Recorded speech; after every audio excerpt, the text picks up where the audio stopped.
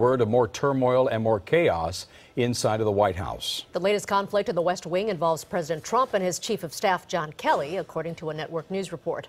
KCAL 9 political reporter Dave Bryan joins us now with the late details. Dave? Yeah, and I think either way you go, whether you believe that these charges are true or whether you think they were made up by somebody, it just shows the infighting in this White House is still a major part of what's going on there. NBC is reporting White House officials who charge that far from raising the morale in the West Wing, Chief of Staff John Kelly is damaging morale by making snide comments to aides about President Trump and sometimes using derogatory language when referring to the president.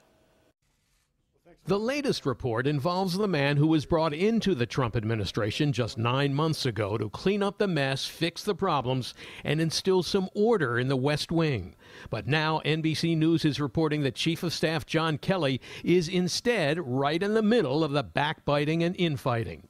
NBC News quotes 8 current and former White House officials who say Kelly has eroded morale in the Trump administration by making comments to aides that include insulting the president's intelligence and claiming that he, Kelly, is effectively holding the administration together and saving the country from the damage that an uninformed president on policy issues and government functions would otherwise be inflicting on the American people. The report says 4 administration officials have actually heard Kelly calling President Trump an idiot on multiple occasions.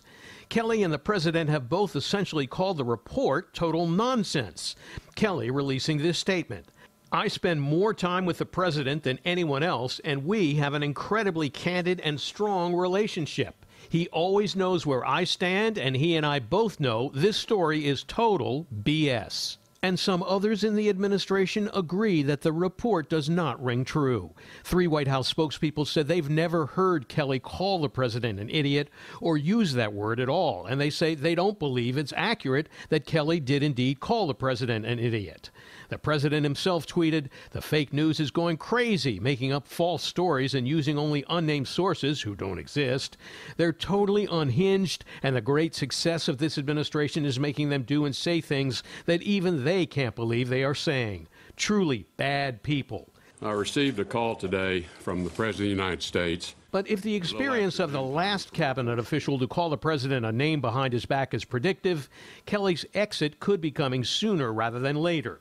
When former Secretary of State Rex Tillerson was reported to have called Mr. Trump a moron in front of colleagues, Trump later challenged Tillerson to an IQ test comparison and fired him months after the alleged insult hit the news. I'll now return to private life as a private citizen, as a proud American, proud of the opportunity I've had to serve my country.